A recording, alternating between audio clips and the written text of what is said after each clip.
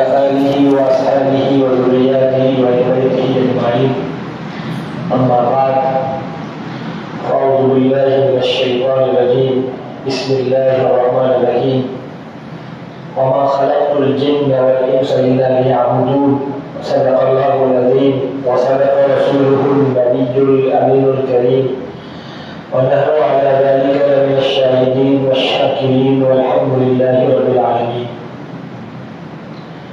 بزرگان محترم، اللہ تعالیٰ نے ہم تمام انسانوں کی کامیابی اس مبارک دین میں رکھی ہے جس کو لے کر کے نبی کریم صلی اللہ علیہ وسلم دنیا میں تشریف لائے، اور انسانوں کو اس دنیا میں بھیجنے کا جو مقصد ہے اللہ تعالیٰ کا، وہ یہ ہے کہ انسان اللہ تعالیٰ کی عبادت کرے اور اللہ تعالیٰ کے بتائے ہوئے حکموں پر زندگی گزارے، اپنے آپ کو غلط چیزوں سے بچائے، ناجائز چیزوں سے بچائے، حلال چیزیں اختیار کرے، حرام چیزوں سے اپنے آپ کو بچائے۔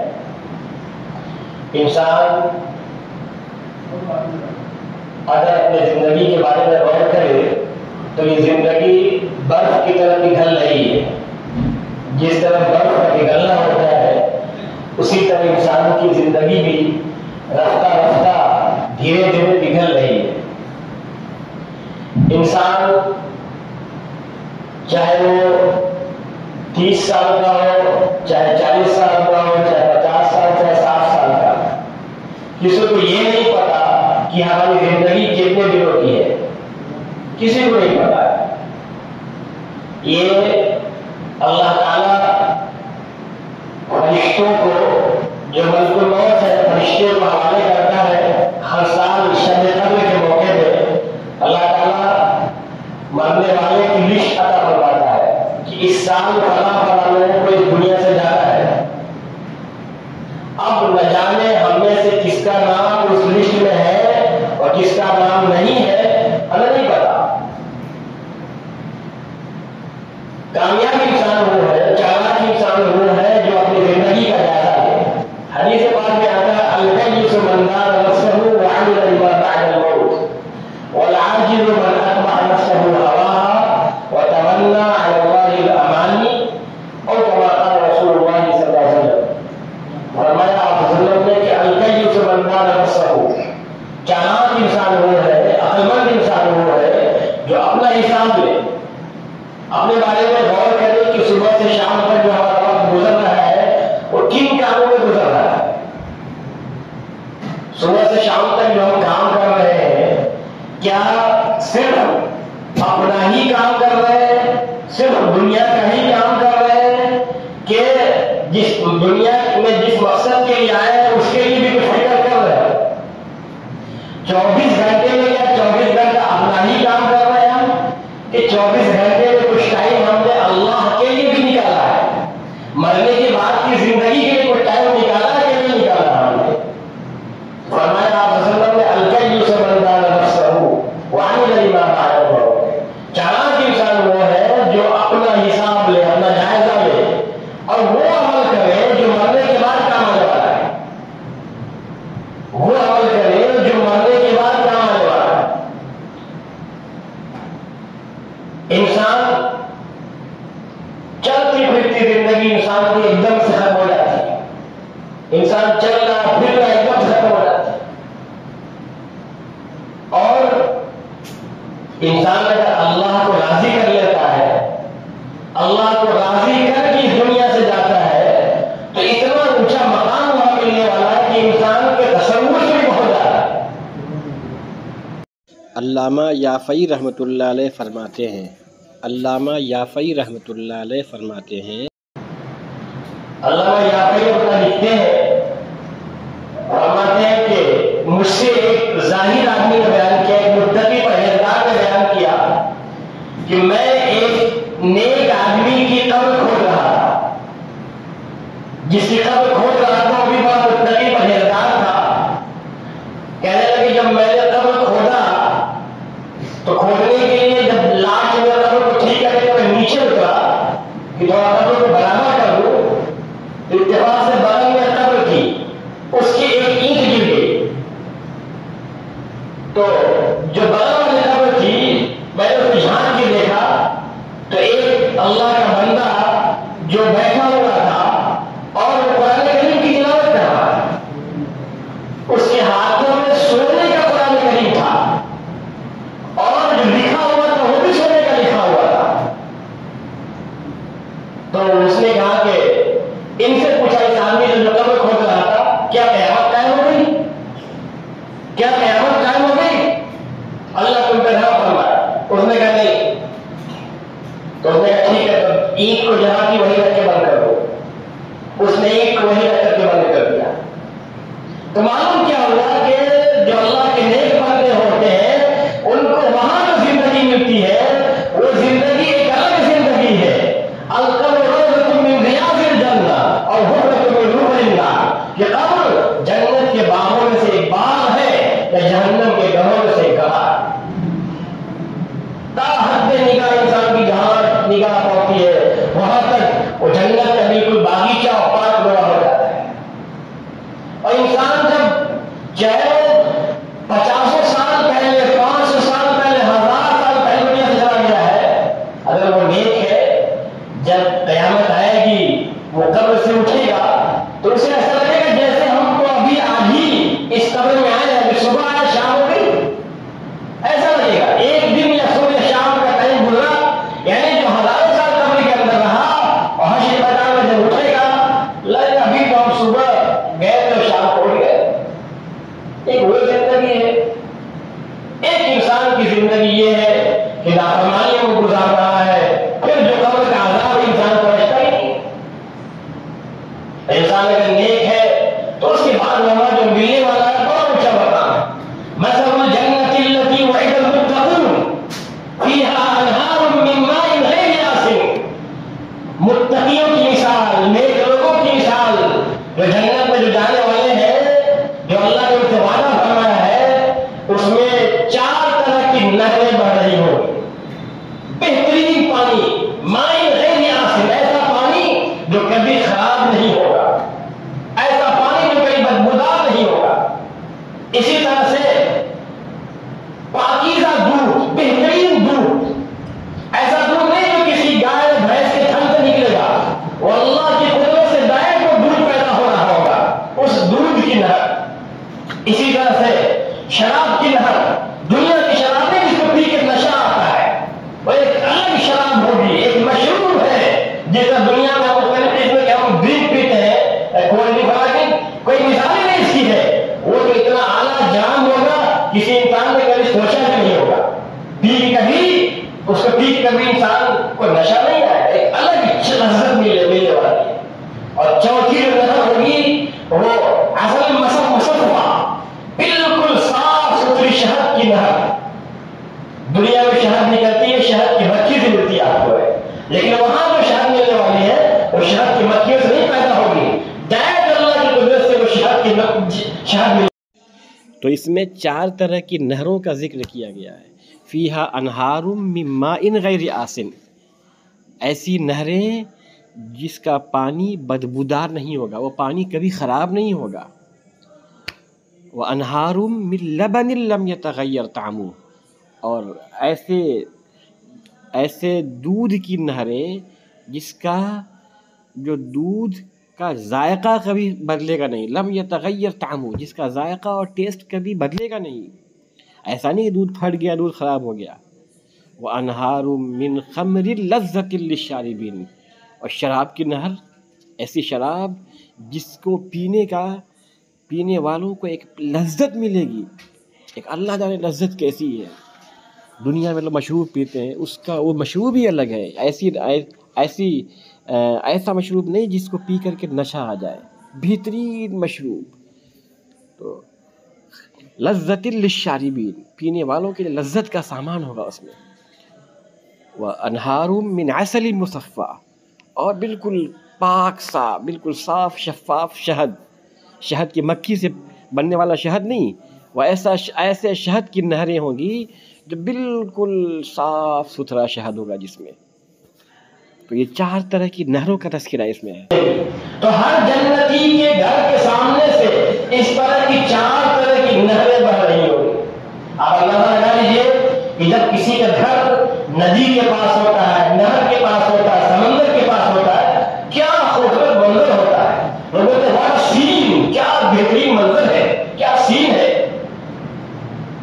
اور جب جنت میں انسان کو اتنی اعلیٰ نعمتیں ملنے والی ہے، اتنی اعلیٰ قسم کی نہریں، کبھی اس میں کوئی ڈوبے گا نہیں. ایسا نہیں کہ ڈوب گیا موت تو وہاں آنی نہیں ہے. بیماری کبھی جنت میں آنی نہیں ہے، کبھی بھی انسان بیمار نہیں ہوگا. ہمیشہ کی جوانی، 30-35 سال کی جوانی ہمیشہ رہے گی. کبھی بیمار نہیں پڑے گا. دنیا میں انسان بیمار ہو گیا، بلڈ پریشر ہو گیا تو نمک کم ہو گیا، اسی طرح شوگر ہو گیا تو میٹھا پر، یہ بھائی پیٹ خراب ہے تو تیل والا کم کرو بھائی. دنیا میں یہ سب چیزیں. جنت میں انسان جتنا کھانا چاہے، جو کھانا چاہے، سب کچھ حاضر. یطوفون علیہم ولدان مخلدون بأکواب وابارق وکأس من معین لا یصدعون عنها ولا ينزفون. خوبصورت لڑکے کھانے پینے کی چیزیں لے کے چکر لگا رہے ہوں گے. لیجیے صاحب کھا لیجیے، لیجیے صاحب کھا لیجیے، لیجیے کھا لیجیے. آپ نے کبھی تو کھایا ہوگا، کھا کے دیکھیے تو جنت کی چیزوں کی خاصیت یہ ہوگی کھانے پینے کی، جب لوگ کھائیں گے تب تک اس کا ذائقہ پہلے سے بڑھا ہوا ہوگا. کھانے پینے کی چیزیں لے کے گھوم رہے ہوں گے. مردوں کو کمانے کی ضرورت نہیں ہوگی. ایسا نہیں کہ چلو یار کچھ روزی کمایا جائے، دکان میں بیٹھا جائے، جاب کیا جائے، کھیتی کیا جائے، کوئی کام کرنے کی ضرورت نہیں ہوگی. ایسا بھی نہیں کہ زیادہ ٹہلا دے تو بیمار پڑ گیا، کچھ نہیں. بیماری وہاں نہیں ہے، بڑھاپا کبھی نہیں آنا، موت کبھی نہیں آنی ہے. عورتوں کا بھی دن رات یہاں جو کام کرنا ہوتا وہاں کوئی کام نہیں کرنا، نہ کھانا پکانا نہ کچھ کرنا ہے. اللہ کی رحمت سے، اللہ کی قدرت سے ڈائریکٹ بنا سب کچھ ملنے والا ہے. ایک ایک جنتی کو 80 ہزار خادم ملنے والے ہیں. ایک جنتی کو جو سب سے لو کوالٹی کا ہوگا 80 ہزار خادم نوکر ملنے والے ہیں. ماں کو 80 ہزار الگ، باپ کو 80 ہزار الگ، بیٹے کو 80 ہزار الگ، بیٹی کو 80 ہزار الگ، بھائی کو الگ، بہن کو الگ. اس دنیا سے کتنی بڑی زمین ملنے والی ہے، عالیشان محل ملنے والا ہے. عالیشان محل انسان کے تصور سے بھی کہیں زیادہ چیزیں ہیں. وَلَكُمْ فِيهَا مَا تَشْتَهِي أَنفُسُكُمْ، وہاں جو تمہارا دل چاہے گا سب ملنے والا ہے. وَلَكُمْ فِيهَا مَا تَدَّعُونَ، جو مانو گے سب ملے گا. نُزُلًا مِّن غَفُورٍ رَحِيمٍ، اللہ کی طرف سے جو غفور رحیم ہے اس کی طرف سے مہمان نوازی ہوگی. میزبان اللہ تعالیٰ ہوگا. نُزُلًا مِّن غَفُورٍ رَحِيمٍ، اللہ جو میزبان ہوگا، بندے مہمان ہوں گے، اس اللہ کی طرف سے میزبانی ہوگی. تو جب اللہ میزبان ہوگا تو اپنے مہمانوں کا کتنا اکرام کرے گا. ہر انسان اپنے عزت کے اپنے شان کے مطابق کرتا ہے. اللہ اپنے بندوں کو جنت میں اپنے شان کے مطابق نعمتیں عطا فرمائے گا. اور جب اس کے نعمتوں میں اضافہ ہوگا، بندے یہ بھی لو، یہ بھی تمہارا، یہ بھی تمہارا ہے، تو بندہ کہے گا اللہ تعالیٰ یہ ہمیں کیوں مل رہا ہے، یہ تو بہت سی چیزیں ملی ہوئی ہے. تو رب فرمائے گا تم نے فلاں دن دعا کیا تھا، اس دعا کو ہم نے یہاں اسٹور کر لیا تھا. دنیا میں تمہاری دعا قبول نہیں، تمہاری دعا کا بدلہ ہم یہاں دے رہے ہیں. تو انسان کہے گا اے کاش دنیا میں میری کوئی دعا قبول نہ ہوتی، سب دعا کا بدلہ ہم کو یہاں دیتا. دیکھیے ہم جو دعا مانگتے ہیں نا، تو دعا ہمارے اگر جائز دعا ہے، صحیح دعا ہے تو ضرور قبول ہوتی ہے. دعا کی قبولیت کی 3 طرح کی ہے. نمبر وہی دعا سیم قبول ہو جاتی ہے، یا تو وہ چیز آپ کو ابھی مل جائے یا کچھ دنوں کے بعد ملنے والی ہے. نمبر 2، اس دعا کے بدلے ہمارے اوپر سے یا ہمارے گھر والوں کے اوپر کوئی بڑا حادثہ یا مصیبت یا آفت یا بلائیں ہوتی ہے وہ ٹل جاتی ہے. دعا کی برکت سے کوئی مصیبت کوئی حادثہ اگر ہوتا ہے وہ ٹل جاتا ہے. اور تیسری دعا جس کو اللہ دنیا میں اس کا پتہ نہیں دیتے ہیں، جنت میں دیتے ہیں، جہاں انسان کہے گا کہ اے کاش دنیا میں میری ایک بھی دعا قبول نہ ہوتی. تو اب دعا مانگ کے کبھی گھبرائیے نہیں، کبھی مت گھبرائیے. یہاں تک کہ حدیث پاک میں یہاں تک آتا ہے کہ اللہ تعالیٰ دعا کہ جب بندہ دعا کرے گا تو اس کو یہ ملے گا. تو کبھی گھبرائیے نہیں کہ میں تو 20 سال سے دعائیں کر رہا ہوں میری دعائیں قبول نہیں. آپ دعا کرتے رہیے, گھبرائیے نہیں. ہاں, جسم میں حرام لقمہ نہ جائے, پیٹ کے اندر حرام غذا نہ جائے, حرام کھانا نہ جائے. جو بھی پیٹ پہ جائے وہ حلال جائے, جائز جائے, دعا ضرور قبول ہوگی انشاءاللہ. گھبرائیے نہیں. اور جتنے اللہ سے دعا مانگے گا اللہ ان میں خوش ہوگا. دعا تو عبادت ہے. دعا عبادت, دعا عبادت خود ہے.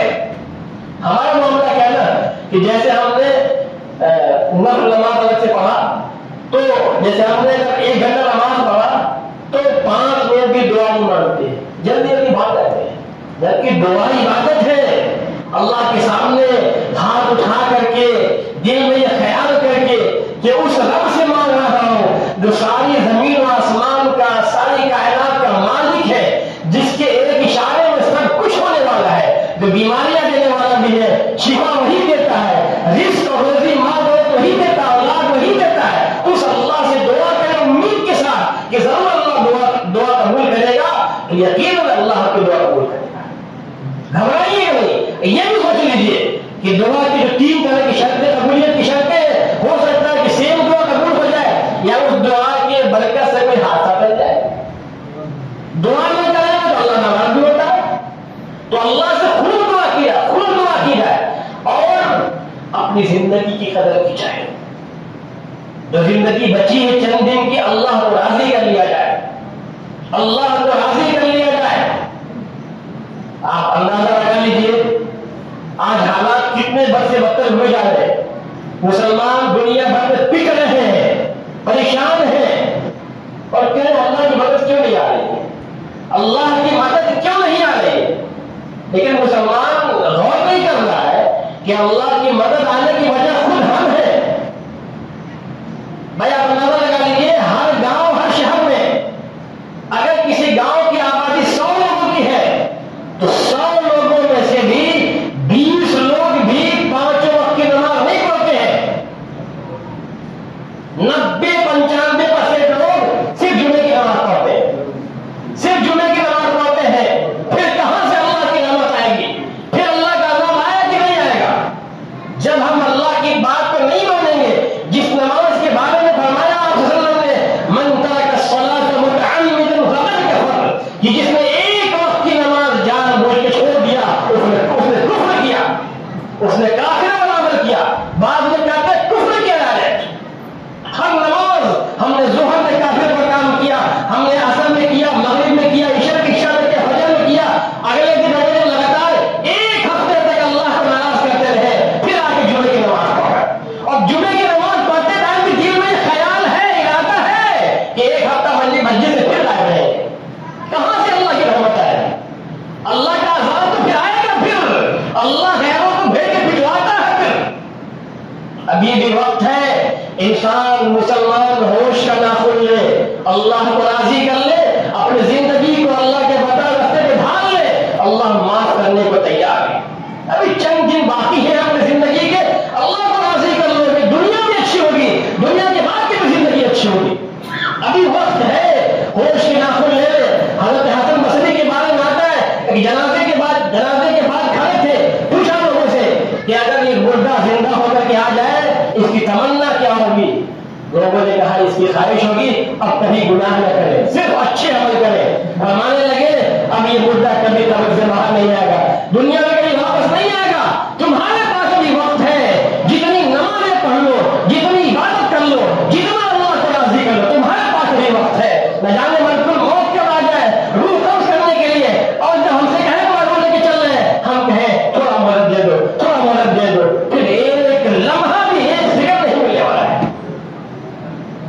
اس لیے ہم سب کو چاہیے اپنی زندگی کے بارے میں جائزہ لیں. زندگی بھر کی طرح گزر رہی ہے, کیا بچہ, کیا بوڑھا, جوان, سب اللہ کے پاس جانے والے ہیں.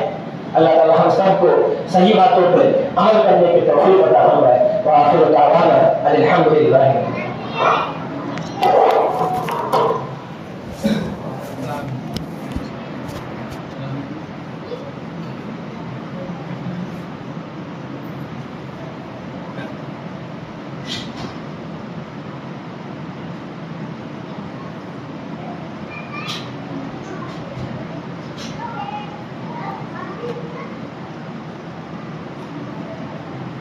ہے.